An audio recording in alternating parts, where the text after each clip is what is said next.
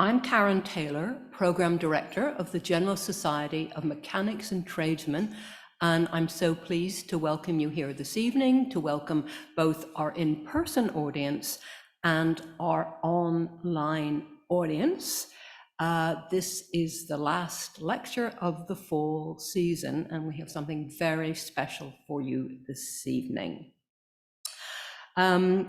Tonight's talk, The Art and Artistry of an Historic Company, a Dialogue with David Hart and Edwin Rambusch.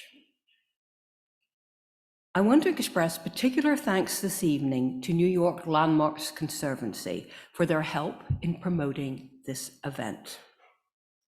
As you may know, the Rambusch Decorating Company, a family-owned fourth-generation firm working in the tri-state area and nationally, is celebrating 125 years in business. And I think that deserves yes.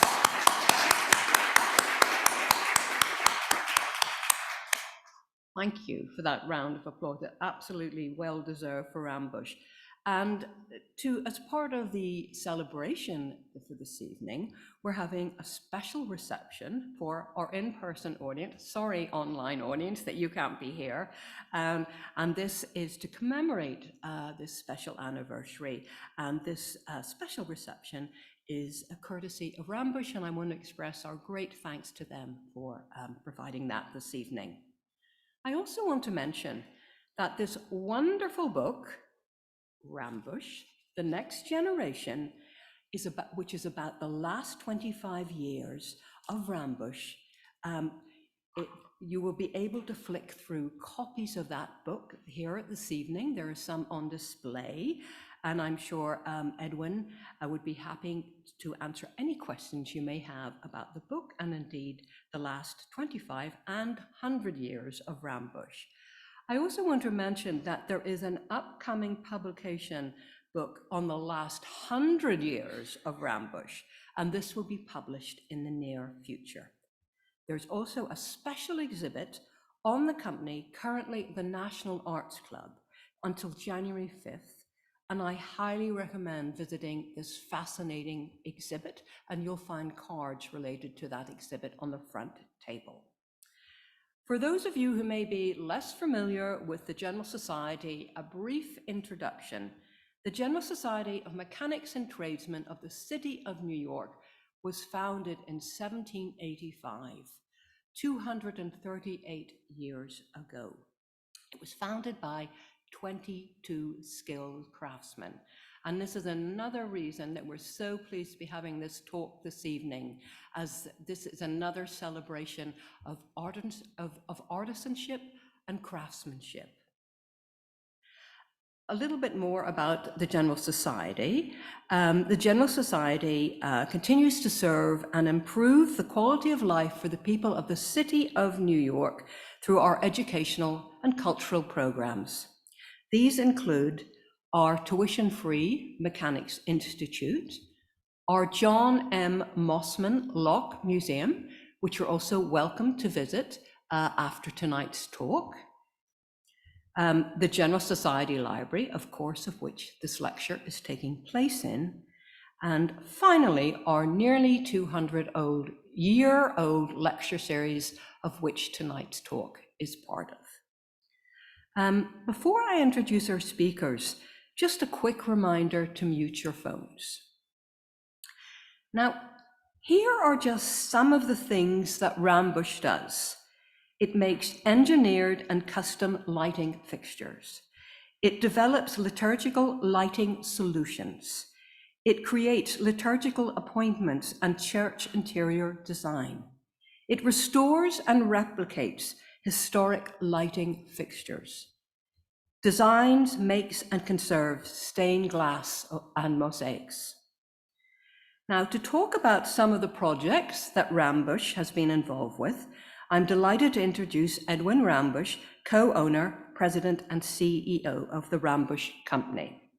And to continue the dialogue and to talk about the design assisting contract process, I'm also pleased to introduce David Hart, who is the executive vice president of Mocha Systems and former architect of the Utah State Capitol. To start our presentation this evening, I'm very pleased again to introduce you to Edwin Rambusch.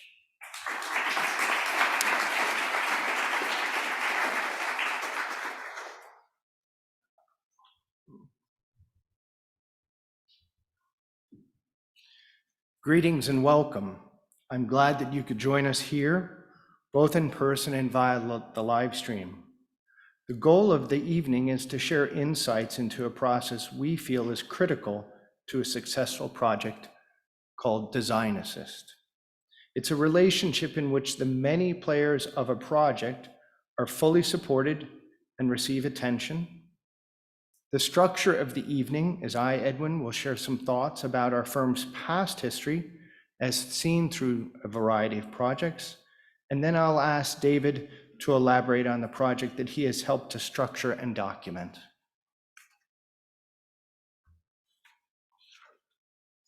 As I was sharing a conversation with Hilly Mier earlier today, I was raised in a family and spent some time doing important things like learning how to play wiffle ball and make my bed and make sure the beds are tight and firm together. But I was also raised with family parables: do the right job, be careful of the client, treat everybody appropriately.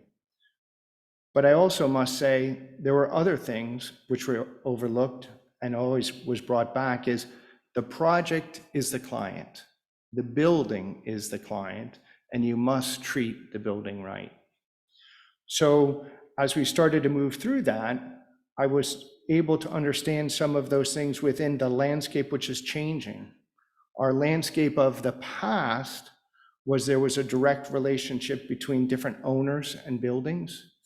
And today that landscape has changed. So we have to be careful of what that means. So I thought I would share with you an old job and some of those relationships, and then see how that's transitioned. And then David can talk to us how he has moved to codify or bring together that process to protect the building and other people into the future. I don't know if you're aware of this. This is the Roxy Theater, which was deemed to be sort of the height of the Art Deco period. S.L. Rothafel, also known as Roxy, was a leading figure in the movie palace design and ownership. In 1927, he planned to make a theater at 50th and 7th Avenue, not too far from here, and that was going to be the greatest theater of the generation. Roxy was deluged with sketches on speculation from across the country. Harold Rambusch, my great uncle, had worked with him frequently and successfully. And Roxy was puzzled why Harold declined to participate. Months passed and the designs piled up. Any fair selection became impossible. There were just too many choices. Roxy, frantically called Harold to personally invite him to submit. Harold said one thing: you need an experienced manager to orchestrate the entire project, set the scheme in motion, and get the work done on time. He left the room, and the next day, Rambusch was selected to do the job. The message is you need a strong leader with a goal. And it was also a personal relationship, because at that time, Mr. Roxy was the owner and was deeply and personally involved in the job. Today's world does not have an owner and someone even less involved in the job, and that becomes part of the segue or the change of what's happening in our construction world. I'll share another project, the Empire State Building, another such relationship-built project where we were involved in the painting and decorating in the 30s. Recently, I was contacted by Frank Pryl of Beyer Blender Bell, a historical architectural firm in New York, and he was interested in developing a fixture from this historical Shreve, Lamb, and Harmon drawing. The fixture had never been built, and Frank, wanted to bring it back from life, from the history, from the page. Sometimes during that process, I thought it was probably best that it never came back from the page because it was a bit complicated along the way. But from the outset, we felt it was really critical to have expectation management. Some people don't think of that, but that's the key to the greatest or any successful job. And the way we achieved expectation management was by visual and verbal confirmations of ideas and process. So the first step we had was we created a design. Then we created a foam core model of that fixture full size and suspended it in the space to see how it lived, how it felt, how it worked. Then the next stage was we made a full-size section of the piece for visual and illumination purposes to see what did the light look like, what did the materials look like, how did they relate to each other, and more importantly, relate to the environment in which it was being placed. And so one would hope that there are really no surprises when this fixture came to life. Perhaps you've seen that. So that is hanging over the pedestrian bridge as you move your way to the elevators to go to the upper level. And the decorative ceiling was also another Rambusch job. So part of the excitement we went through as we've generated this book and other things of memories is how many projects we've touched once, twice, 3 times, and how blessed we are to be involved in those different things. More importantly, some of those buildings still exist is even greater along the way. So we're very proud to have been involved in that kind of generational work. So then you're wondering, how does David fit in? He's a big guy and we've got to find some space for him. Roughly 2003, I was in Utah. I was going there a couple times a year, and I heard of an upcoming project at the Utah State Capitol. I, being a New Yorker and rather forward, found where he worked, knocked on the door and introduced myself. I said, I hear you got a job. I think we can help you. And we started to have a very nice conversation. He was promoting a new idea of selection of specialty contractors. At that time, it was called Design Assist. Direct contact and communication between owner's representative and a vendor. A little bit more than a vendor, but along the way, an important part. Design Assist contracting, we saw as having a client, the Utah State Capitol, who is in the center of the job. And all the other people are functioning around it to support it, to bring it to life, and to protect it. And that was very important and intriguing, because that's not how most public jobs are built or designed at that time. Usually they were low bid selection. Whoever's made the biggest mistake is the person who gets the job, and then God knows what happens to the job along the way. So it was a change. And the thing that started to become intriguing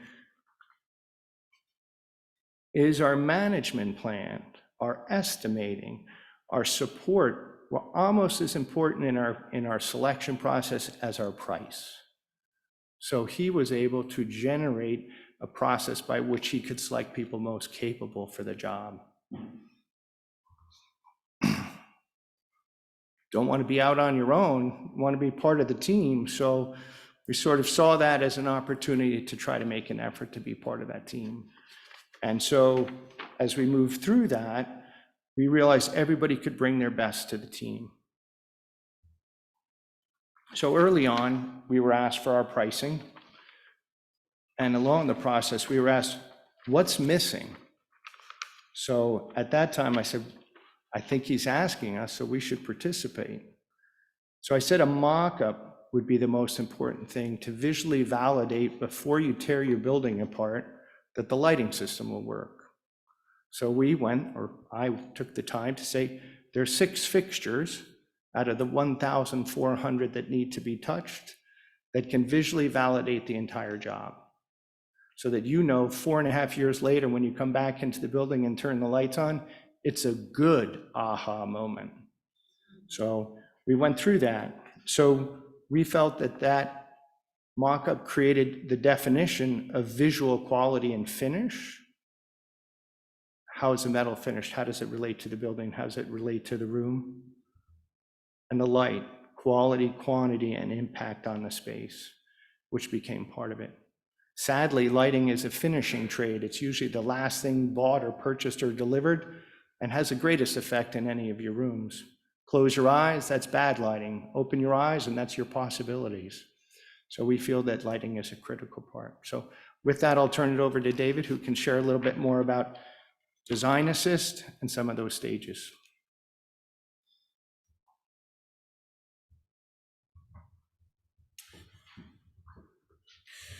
Thank you, Edwin, and thank you for having me here tonight. It's a real honor to be here at the 125th celebration of the Rambusch Company. If it wasn't for Edwin being a little more aggressive than what he explained, we may not be here tonight, but it's a real privilege. I'm going to turn this down just a little bit.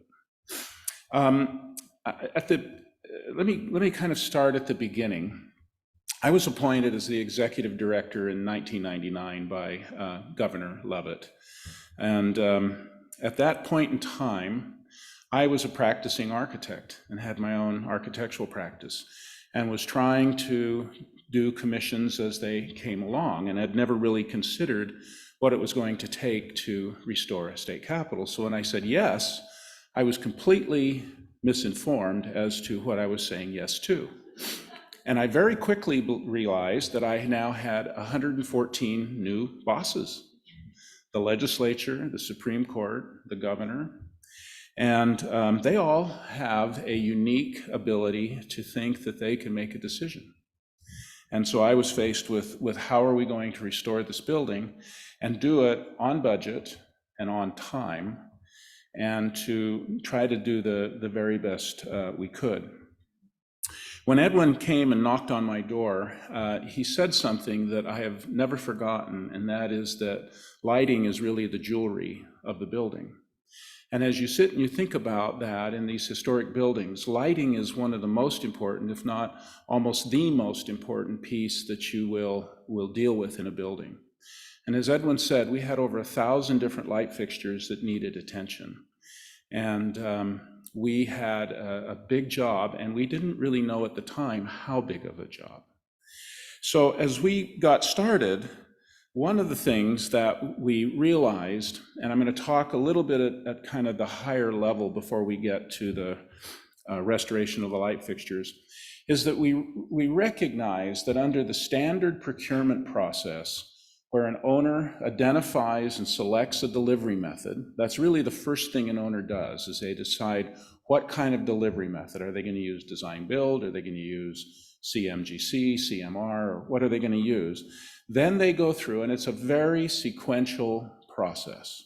And for those of you who have been in it, you recognize that there is a time when the architects come on board, they do their work, the work is then bid, the general contractor is selected. If it's a CM, then the general contractor puts out the award for the lighting manufacturers, and that's just how you're selected, and it's based all on cost.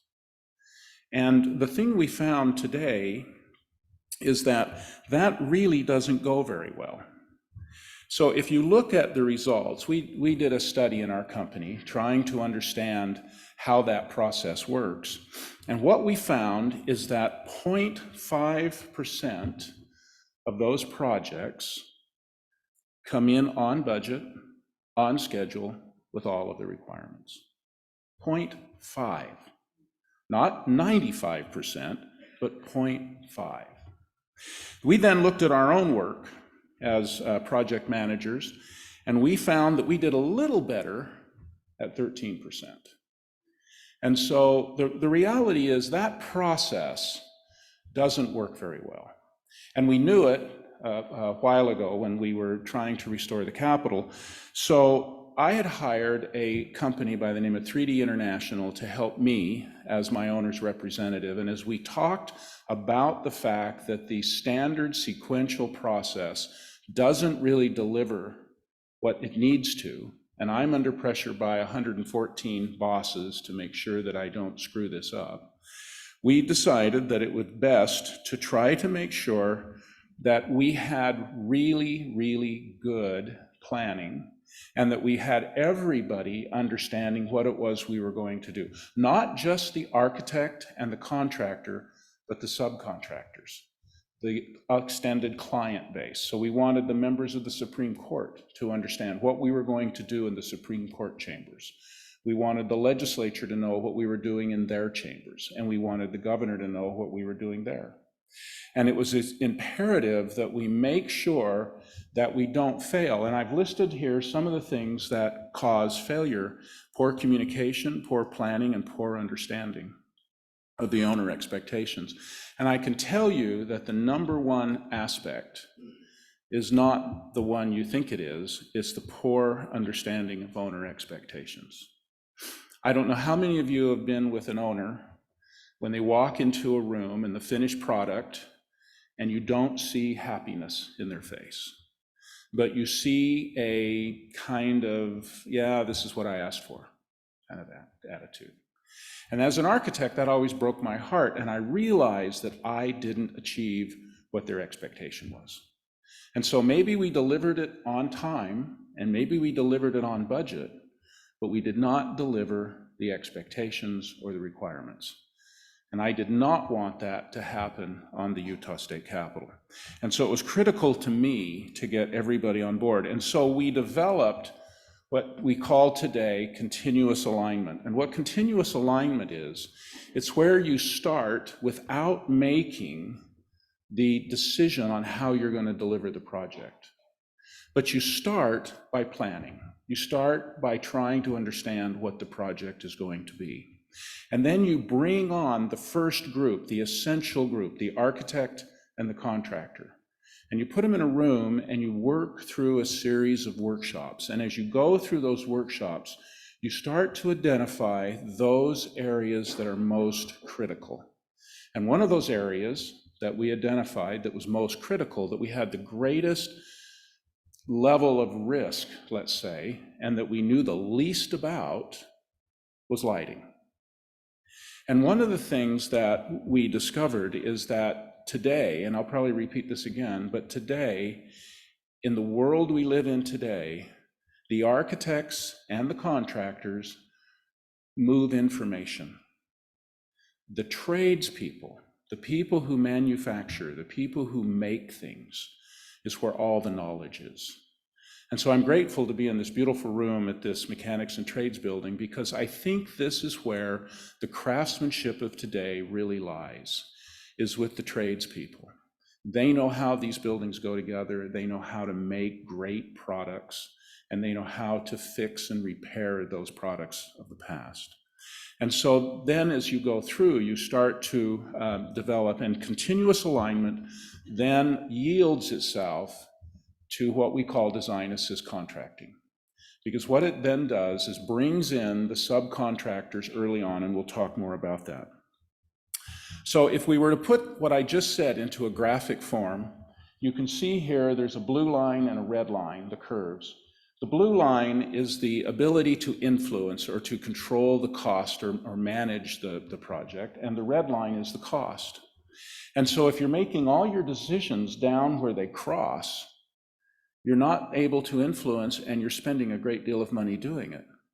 But if you can push it all the way to the left and do your influencing up towards the front and bring on the tradespeople that will help you in identifying those costs early on before you get into design development or schematic design, you can have tremendous influence on the overall budget, the overall schedule, and the overall quality.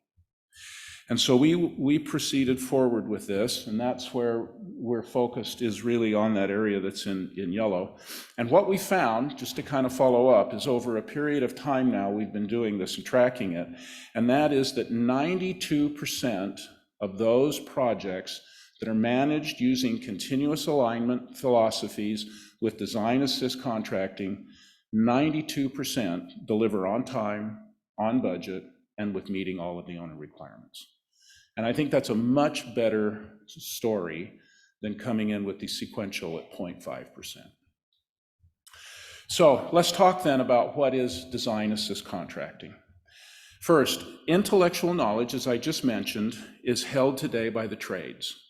They have all of the information. The architects, in fact, one of the things, and I think I've got this down here, so I'll just jump ahead a little bit, but one of the things that's happening today is delegated design. Who's heard that? Anybody? Delegated design? That's a new thing in the design and construction world, and what that is it's where the architect delegates the design to the contractor, and then the contractor goes out and hires somebody to design and implement that. Now, it might sound great, but what happens is that you're now 4 steps removed from the owner with regards to that development.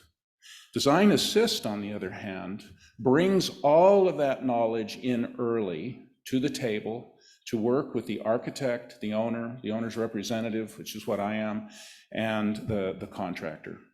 It increases collaboration to the point where everybody is very clear and working together to understand what is going on.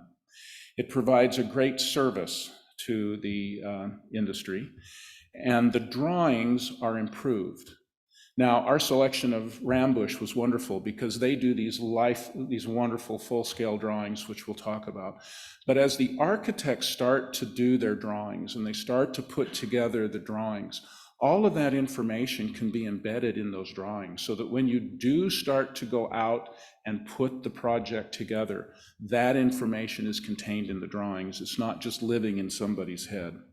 And then budget management becomes a real important aspect of design assist contracting.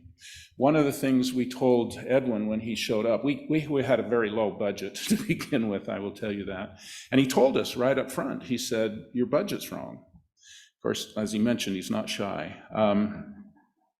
But what you do in design assist contracting is you set a budget, and then you work with the subcontractor. So the cost and the price that you're really asking for in the qualification is much less important than the collaboration and the conversation that you're going to have as you develop and deliver the project. And as you go through, if you can do it at that budget, great. There's no decisions that have to be made. The project can just keep going forward. In our case, we were woefully low on our budget. And so we had to sit down and have a conversation about what do we do next. And as the owner, I can choose to let Edwin go or let the lighting folks go, and I could bid the work, and I could bid the project. Or I could go to contingency, and I could look at what my contingency was and make some decisions with regards to how I wanted to spend the money. And remember, I mentioned at the beginning that lighting was one of the most important aspects of the building, and so we chose to spend some contingency to make sure that our lighting was appropriate. So what are the benefits? Whoops, did I go backwards? So the benefits are it brings intellectual knowledge. We talked about that. Cost control, a high level of craftsmanship. One of the things that I think is most important is that we were able to identify, and I'll talk about that a little bit more in a second, the level of craftsmanship that we wanted to put into each light fixture. Edwin kind of glossed over it quickly in his introduction, but he really coined the term capital quality.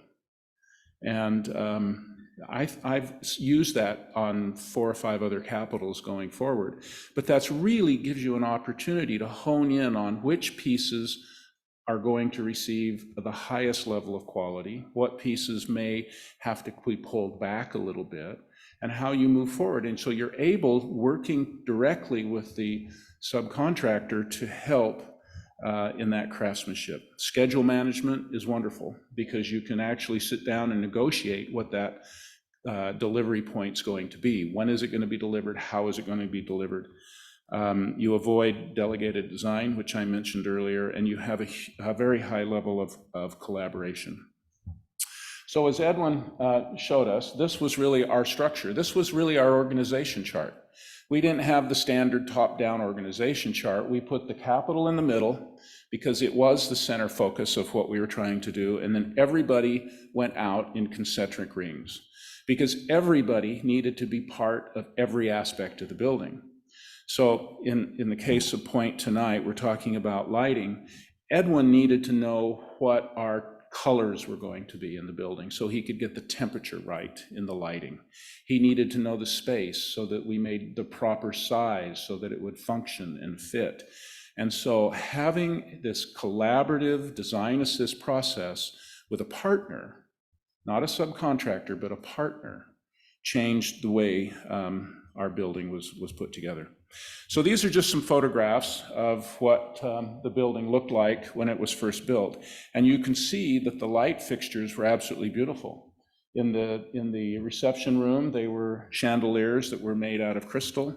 In the main rotunda, there was a beautiful light fixture.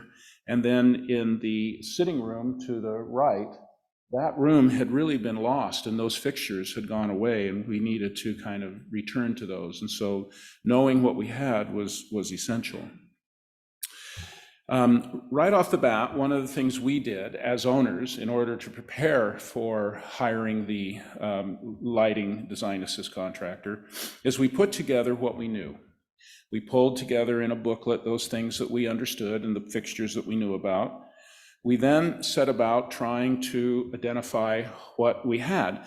And as I mentioned, our initial budget was very low, and our initial estimate that Edwin provided us was actually more like 4.5 million. We knew that we had a schedule that we had to meet. I had committed to opening the building on January 4th of 2008, and this was in 2021 or 2002 when we were talking. And everybody told us we couldn't do it, but we actually were able to get it done.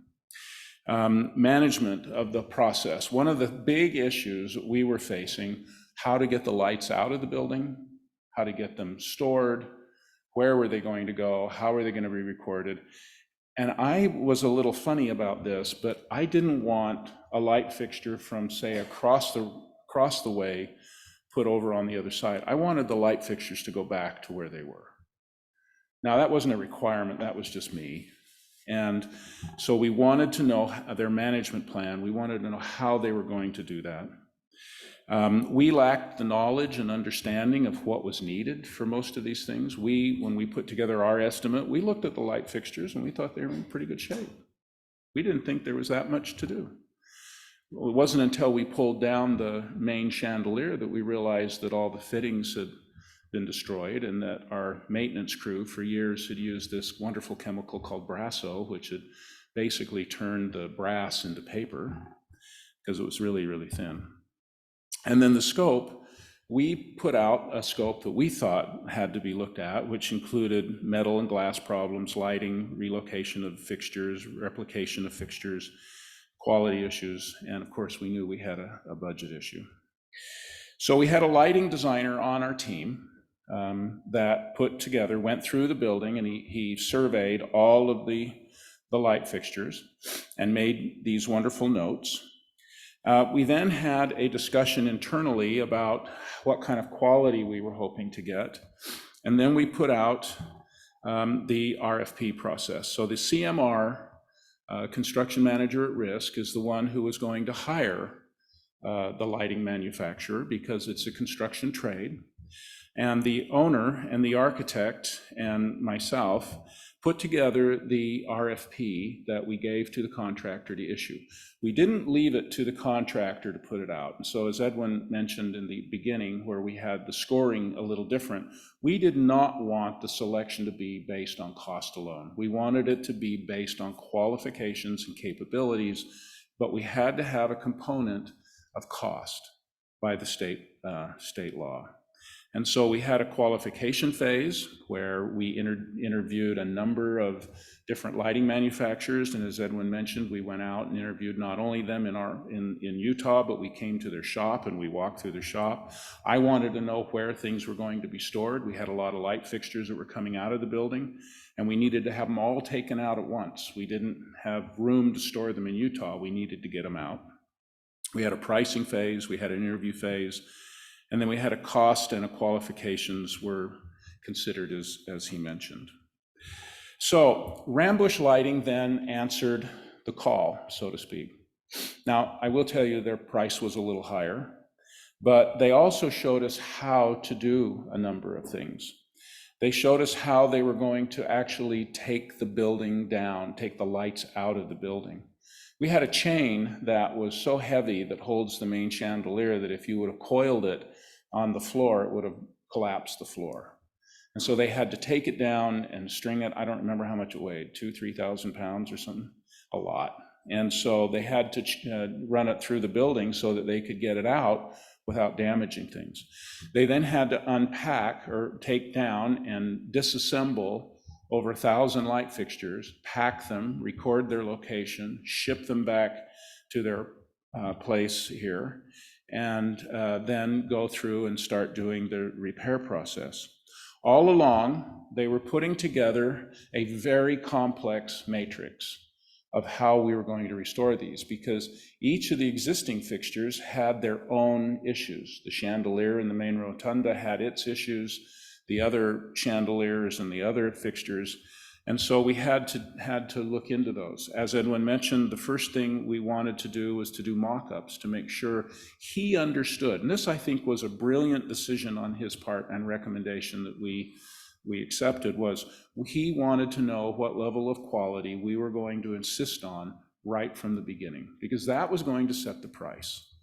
And so we walked through that and we did the mock-up. He then made all the condition reports, and he found areas where our lighting manufacturer might have been a little bit off and corrected those things. So again, the knowledge of how these fixtures are made lies within the trade. We then looked at finish. I didn't realize there were so many different ways to finish bronze or brass. Visual quality was absolutely key. The volume and the installation method was just as critical as the disassembly, and they had a diagram for all of that. They took the drawings and the information that our lighting designer put together, and they developed their own set of criteria, which they gave us to review, and they walked through it with us. We must have attended, 5 or 6 meetings in your office going through each lighting fixture and talking about how each lighting fixture was going to be dealt with. This is an example of the mock-up and how that was going to come about. They do these wonderful full-scale drawings, which can be archival because they're so well documented and so well put together that they're not only a joy to look at, but they are full of information that not only we will need, but the people 100 years from now, when they restore the building again, will be able to use. We developed a hierarchy of 5 different fixtures. The capital quality, which are the ones that are going to be the most important to us to restore, and what level goes into that. Then we had a certain number of fixtures that were missing, and we had to replicate them because we had the originals. Maybe we had 10, but we needed 15. And so they were going to have to make 5.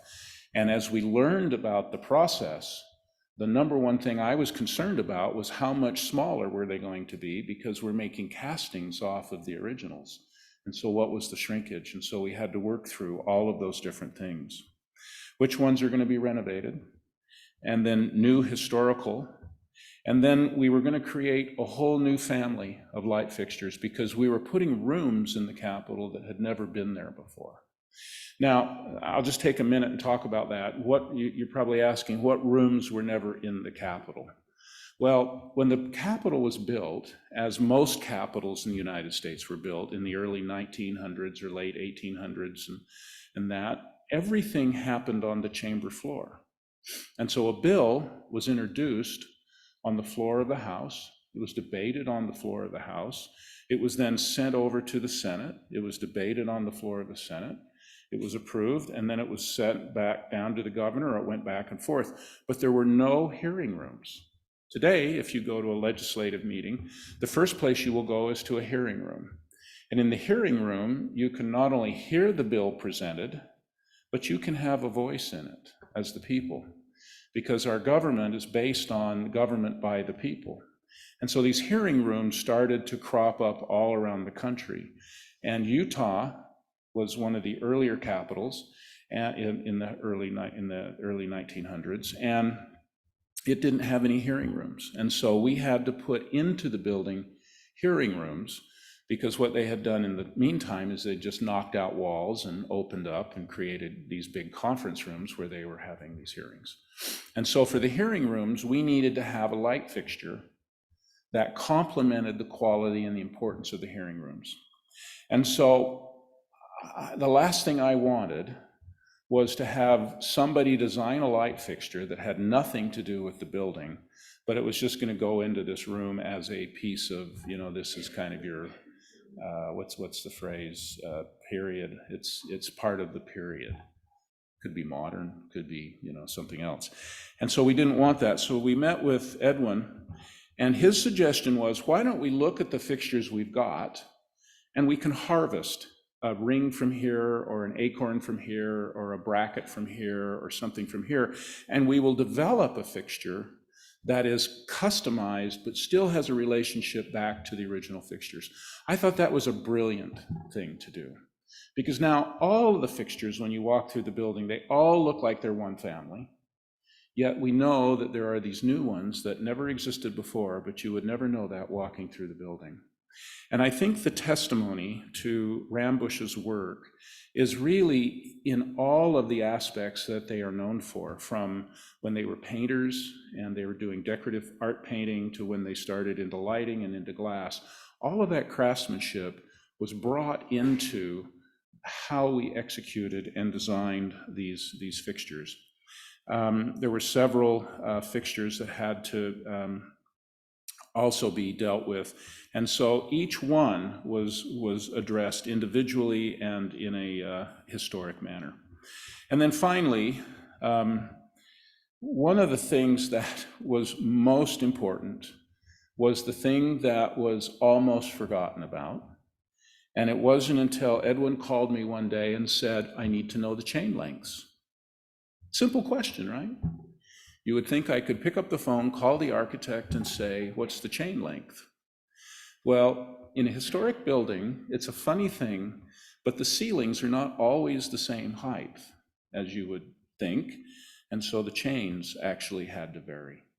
So we made an attempt and had the architects try to figure it out. It didn't go too well. And so Edwin actually took it on and solved it.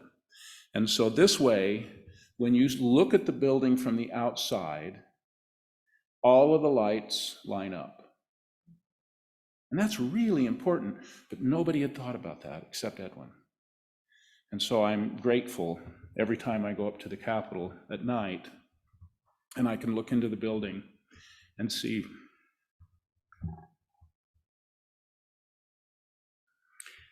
these light fixtures lining up. Because without that, they would bounce all over the place. So I thought I would just share a few pictures of his handiwork. And I still remember the day he told me that this was going to cost almost $300,000 to fix, which was kind of a shock. But it turned out beautiful. This is the Supreme Court. You can see the light fixtures that were in that space. This is the state reception room. One of the great things, if you notice the light fixtures on the left, we really struggled to get those made. And I think you looked all over the country and finally wound up going to England, and he had them made custom to copy the originals. And they're absolutely beautiful light fixtures. These are some of the ones on the exterior of the building, as well as some of the torchères. One of the problems we had with some of the torchères was that they were bright on the inside and when you look down on them. And so Edwin's group came up with a way to cover the tops of those. One of the things I learned from this experience was that the reason these beautiful light fixtures go missing is because they become an annoyance to the people who are using the building. Either they're too bright, or they're in the wrong location, or something is wrong. And so in order to keep the lights where they are, and in order to continue to use them, sometimes modifications have to be made. In the picture on the right here, that is a picture of the torchère in the Senate chambers. They had moved those and put them somewhere else in the building because they were too bright for the people in the gallery to look down on.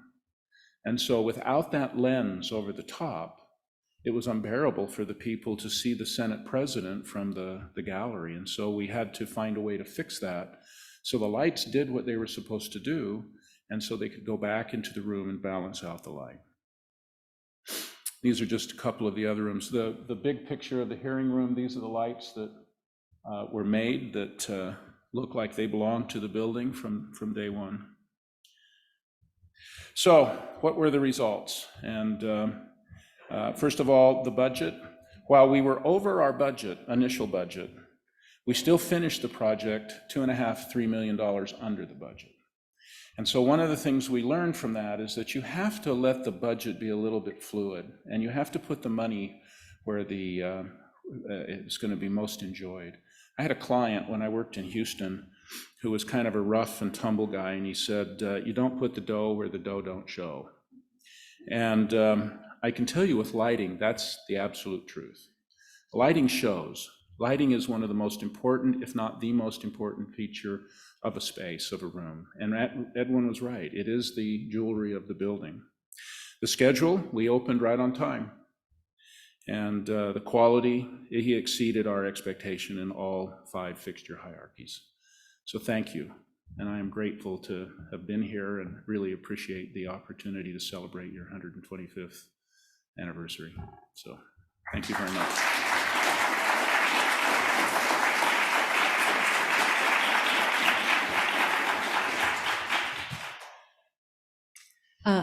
David, thank you so much. I know that Edwin is now going to join you at the podium, and it was illuminating. No, thank you so much for both of you for your comprehensive presentations. So we'd be delighted to take some questions, both from our in-person audience and indeed from our online audience. You can text those questions and Meg will text them to me. That's for the the online audience. Can we turn the lights up just a little bit and then I can turn this off too? Sure.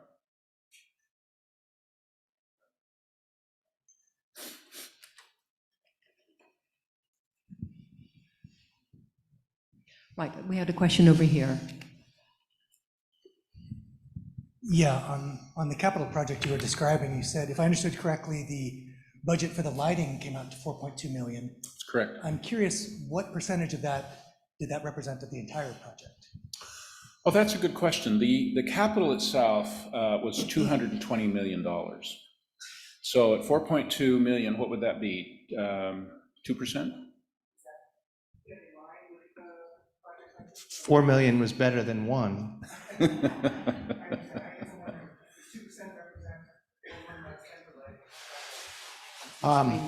I would put forward 2 different things which David isn't telling you. It's hard to capture all those years in a few minutes.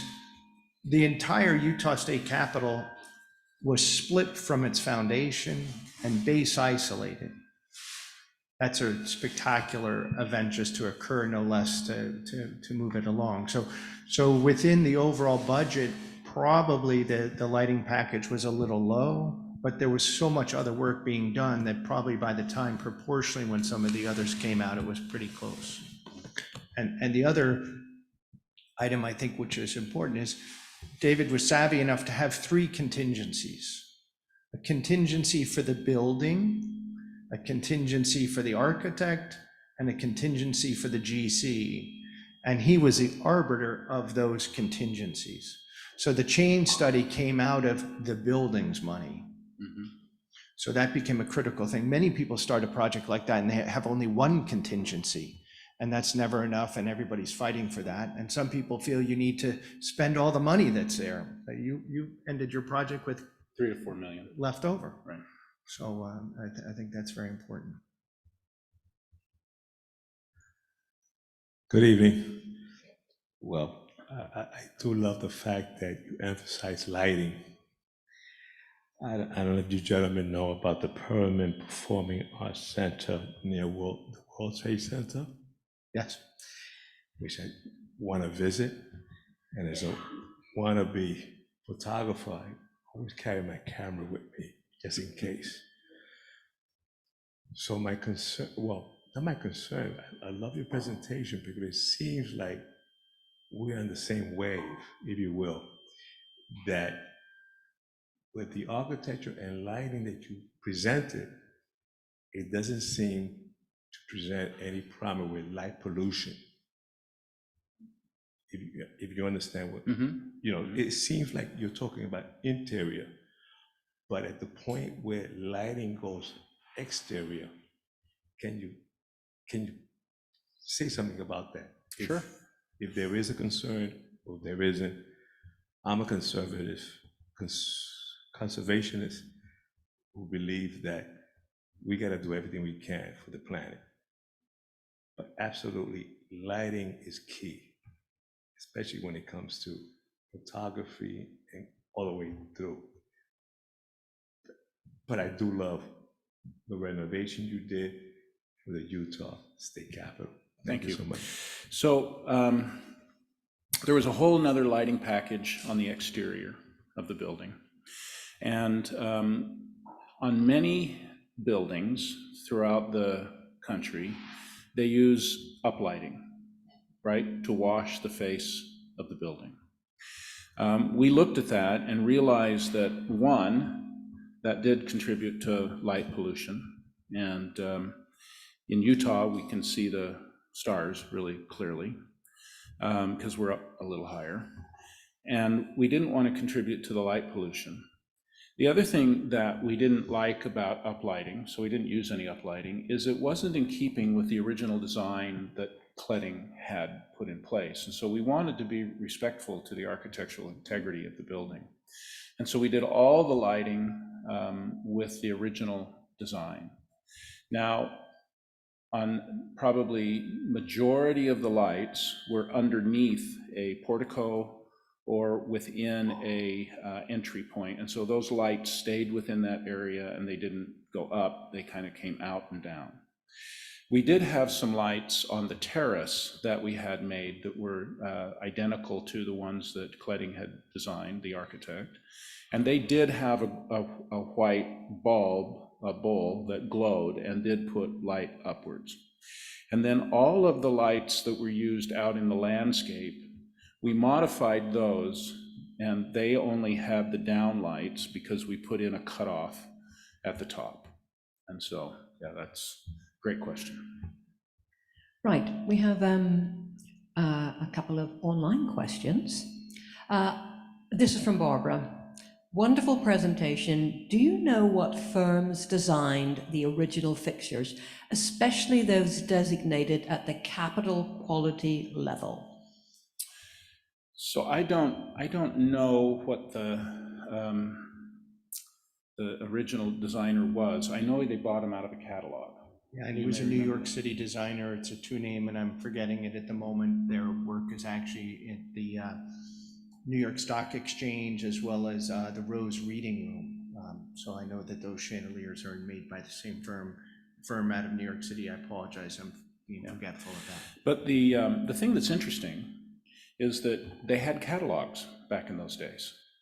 And you could buy the light fixtures out of catalogs, which is what they did. And we found that out because the Arkansas State Capitol has the exact same light fixture in the rotunda. And Edwin found that out and called me because we were trying to make the shades for the fixture and we couldn't get the color right and it was bothering both of us. And Edwin told me that they had just recently gone through a restoration where they made shades, and so they had a whole bunch left over. And so he thought it'd be great if I could just go down and get them. So I had to go down to Arkansas and negotiate with Charlie Daniels, who was the lieutenant governor. And we finally settled on, he wanted, first of all, to have Arkansas play Utah in football, which at that time wouldn't be a great idea, but I do it today. So. But anyhow, we agreed that he would give us the shades because they weren't going to use them. And one of my associates has a beautiful hand with watercolors, and so we did a watercolor of the Arkansas Capitol next to the Utah State Capitol, and we presented that to him, and he gave us the shades. It's really very nice, very generous. That's a great story. So the challenge actually was the milk glass from the 40s used arsenic, and you cannot use arsenic today. So early on, I said to David, we'll come close, but it won't be the exact color of white. When Arkansas renovated their chandelier, they knew that and made 16 new shades. So they had 12 or so left over of the historic. So we swapped some of those shades so that the Utah Capitol has all historic shades within that. And so that's actually from my mother, who knew the archivist who was in the bottom of the building, who told me who to speak to. I mean, So I have you to thank for it. Yeah. So it's clear there's quite a lot of detective work involved. Yes, yeah. In these historic And restorations. Yeah. Another question from online. This is from Tom Ryan. How many craftsmen did Rambusch have engaged in the project? And what were some of the special metal and glass techniques required to complete this project? at that time, we were about 45 people. We sent a crew of 15 people to the site to disassemble and document the chandeliers and document it all. If you ever do that, you have to make sure you have an insurance coverage to cover the $1 million worth of chandeliers moving across the country in a 53-foot trailer. So once we were back in our shop, there were probably 10 craftsmen working in it. And some of the challenges were the casting of the right alloy had to be centrifugally cast so that you could come close to the crispness and only lose 2% in shrinkage.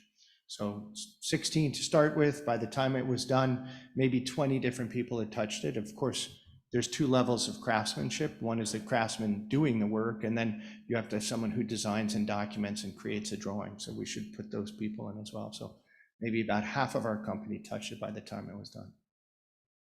Right, and then for the second part, what were some of the special metal and glass techniques? So at that time, the United States didn't have a great facilities for die casting yellow brass. Yellow brass is corrosive. So we found a company in Italy to help us with that. And so that's where we made all the bandings and we called it the buckle, the Utah buckle. And then when it came to some of the smaller quantity, we centrifugally cast it with a jewelry manufacturer. Right. So, and then glass. Do we have any more? Okay, in-person questions? Thank you. Thank you both for an excellent presentation. My thought goes back to the beginning of your lecture, where you were talking about the owner's expectations. I'm not sure that's you, Mr. Hart. I think that you said you had 100 bosses. Yes. So how were those expectations reconciled with the available budget? That's a great question. So what we did is we had a 15-member board. And one of the great things about the legislature is if you can get them to live by what they say they're going to live by, is they delegate certain responsibility to certain people. So we had a board of 15 people, which included the governor, lieutenant governor, speaker, president, 2 members of the majority party and 1 member of the minority party, the member of the Supreme Court, the attorney general, and I'm probably leaving out 2 or 3 other people, treasurer, auditor. And we met with them very early on in the process and asked them clearly to delineate what it is they cared the most about, what was most important to them. And we wrote that down and we documented it, and then we developed a set of guidelines around that. In other words, how do you move forward based upon what it is they care about? And we identified key principles. And one thing that they cared the most about was architectural integrity. And that came from each one of them. And so that was a principle that we then lived with throughout the project. They also cared about safety and security. These buildings are dealing with things, but they also had a very interesting take on that. They wanted the building to be safe, but they did not want magnetometers or any kind of overt presence. They wanted it to be the people's house. And so they wanted people to feel as though they could come into it. And then they wanted it to be functional from a standpoint of a modern, working, functional building. So we knew the principles. We developed a set of guidelines. As we went through and started into the process of both the lighting and the design of the building and the mechanical systems and the electrical systems, we held a series of workshops, 17 of them, to where we had the contractor and the architect work together. Every time there was a design that was developed, the contractor was there to help tell us whether we were spending more money or less money, or whether the schedule was shortening or elongating. And we were able to then look at each workshop and to say, where are we at the end of each workshop? Are we still on budget? And we had to make trade-offs. I mean, there's no question that you have to make trade-offs. And so you're always doing this with the cost issues. But when you finish the last workshop, you've gone through enough of the process and enough of the project design to be able to pretty well tie that down. And then as the architect goes in and completes what we were calling the drawings, and the name escapes me right now, scope documents. We got rid of schematic design and design development, asked them to put together scope documents. We then could go to the contractor and have him price those scope documents. If we were higher or lower, we could make adjustments at that point. And so we were tracking, as the design was being developed, we were tracking the budget all the way along. And, you know, we had to give up some things, and we had to, in order to afford Edwin. No, and this is where you get into the contingency that he was talking about. And we did have 3 contingencies. I held on to a contingency that was for the building. The contractor was given a contingency for him to use as he needed to correct issues or to fill holes, because anybody who does anything with architects, and I'm speaking as one now, I'm not just hitting on them, but the drawings are never 100% complete, and they're never perfect. And so there's always going to be a hole here and a hole there that needs to be filled or fixed. That's what their contingency was for. The designers may have a really great idea, but I learned early in the trade that if you just give all the money to the architect, they'll spend that and more, because in fairness, they don't know how much things cost when they're drawing them, because they aren't trained to understand that. And so I held on to their contingency as well, so they wouldn't spend it. And as we got to certain things that were important, I would release some of that contingency so that we could put it onto that. But it's a process that you have to pay attention to from day one all the way through. You have to hire good partners to be honest and upfront with you as to what things are going to cost, so that you don't have somebody telling you, yeah, that's $1.5 million, and then when it's time to do the job and your back's against the wall, they say, oh, here's the bill for $5 million. You can't have that. So you've got to develop a certain level of trust and respect for one another.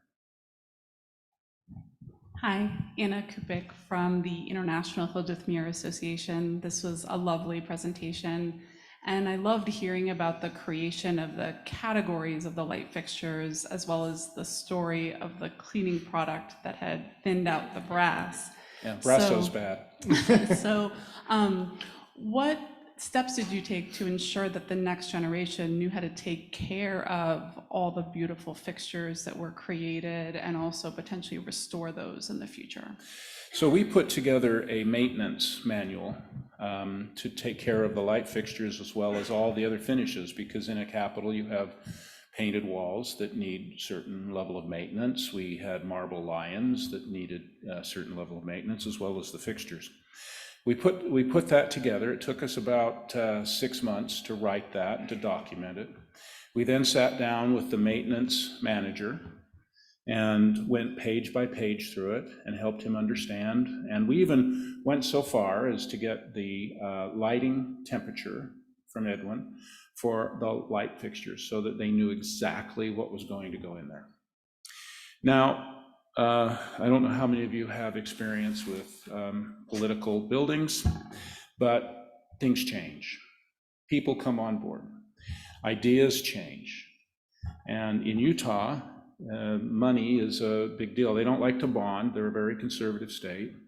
And so when somebody introduced them to this new idea, this new LED light that you could put in and save a bunch of money because you never have to change them again, they threw out our maintenance manual and they put them in. And so today, if Edwin was walking into the building, he would not be happy because the color temperature is different. And it's heartbreaking, and I've told him that a number of times. And so it's unfortunate that they decided to take that on for themselves. But the one thing I've learned as somebody who restores capitals across the country, we've done Minnesota and Wyoming, and we're looking at doing Missouri, is that without people making those kind of bad decisions, there isn't going to be any work for someone 100 years from now. And so it's just the evolutionary process. But that's a great question. And I honestly wish that something as simple as putting in the right light bulb would have stuck, but it just shows you that you can't plan the future. But what's a little fun for us early on is when we received one of the fixtures for that preliminary mock-up, I said to David and another architect involved, Rob Pettis, I said, I think once we remove this shield, we're going to see what the true finish was, because the shield had protected the finishes that were behind, so that it didn't receive the brasso finish, but what was behind. And it turned out to be a beautiful satin brass with sort of a burnt umber glaze that came over the fixture. And you just opened up the shield, washed it with a little spit and a rag, and it was spectacular. So that became our finish throughout the whole building. Now, I will say this, though. They did get rid of brasso.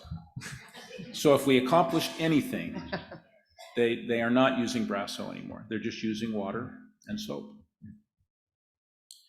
We'll take a final question online, and this is from Katie, and what her question is, what was the experience with the GCT?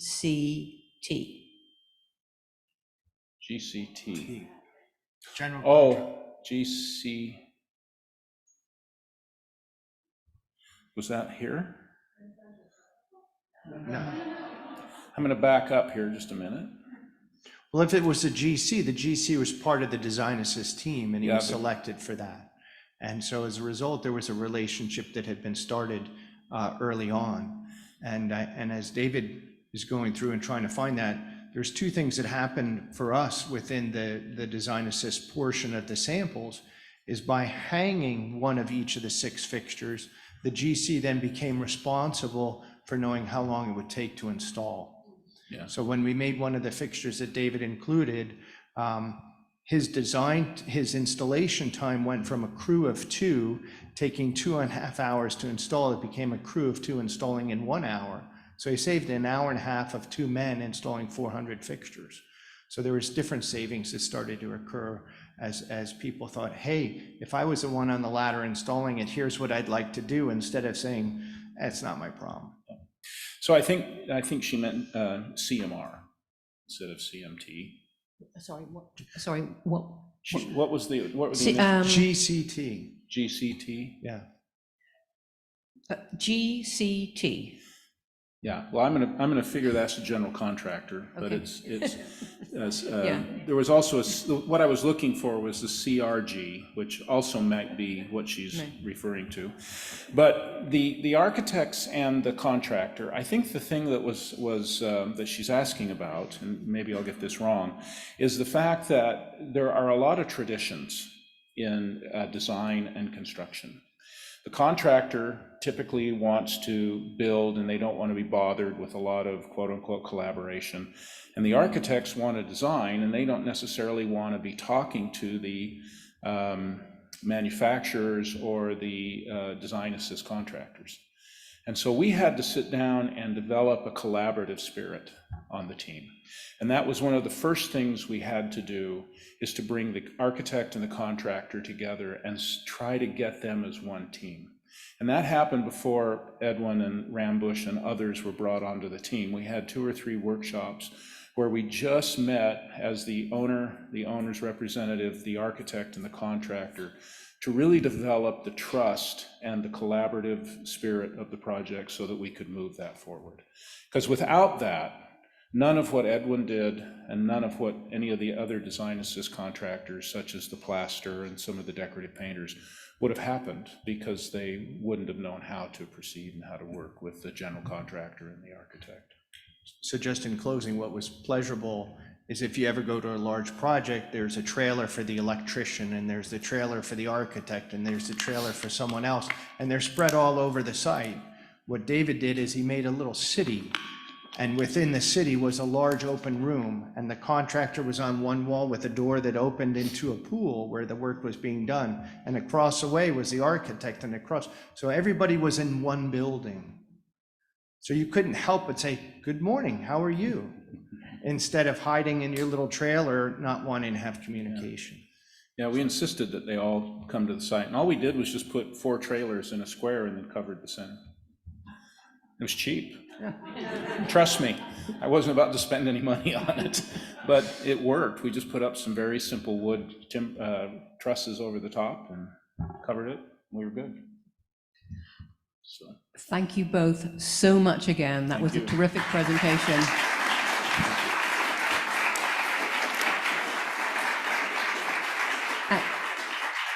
Oh, David, before you leave the podium, we'll call you back if we may.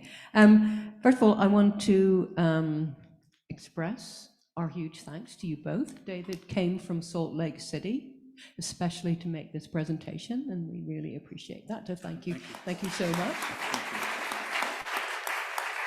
And it was fascinating finding about the process, and I think one of the things that came clearly over, in addition to how important lighting is, teamwork and collaboration. That quite clearly came over, and obviously an ongoing relationship between you two and presumably all your future clients, and indeed all Rambusch's future clients.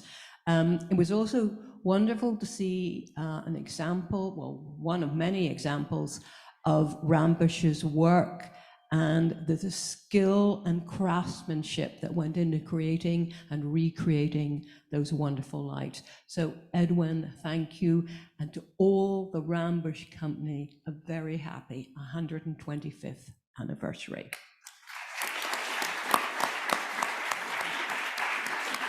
And to say a few additional words, we have our Executive Director, Victoria Dangle. Yes, thank you, and that was wonderful. I love that it all started with a knock on the door. Yeah.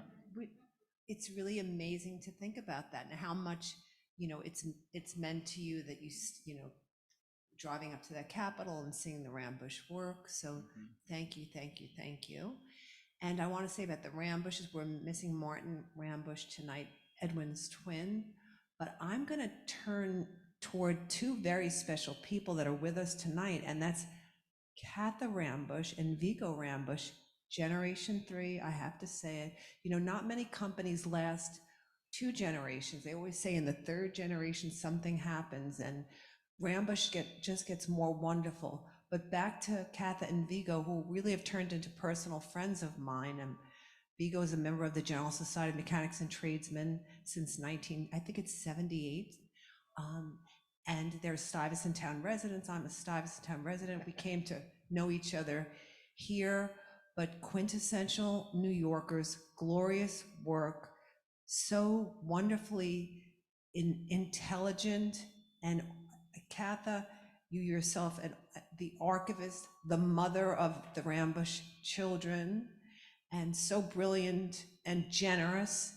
And that book, by the way, that's coming out. It's Vigo Rambusch pushing that book, and he is a force to be reckoned with. Oh my goodness, about the deadline and calling up and what's the progress. And it's such a gift to know you both. And you just had great influence on my life. Thank you. And I want everyone to see that exhibit because you're so humble. There's so much to be seen all over New York City and our country of your beautiful work that you've touched so many places. And so get to the National Arts Club, look at the book, go to their website. It's better than ever. And that's it. And Vigo and Katha, I love you very much. You're so wonderful and special. God bless you. Thank you.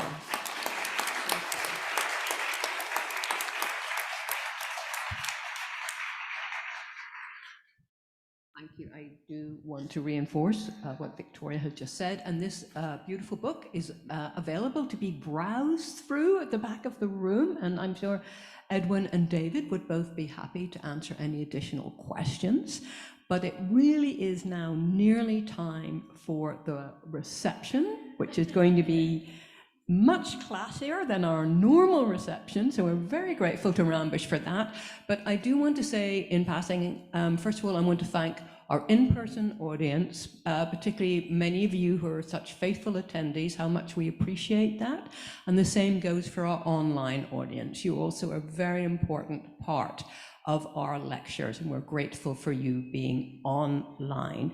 And I just also want to say, behind the scenes, there are a number of people working, including Angelo Vigorito, our technical director,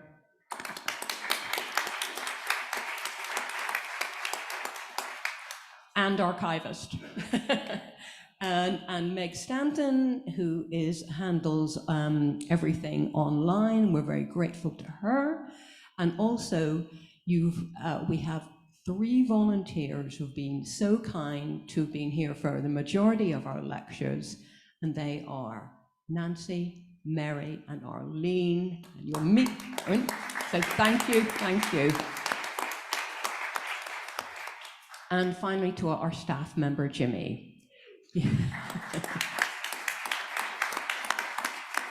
But I'm really going to let you go now, and I hope you'll join us for a glass of wine and a bit of a very enticing looking cheese. Again, thank you so much to Edwin and David. Thank you very much.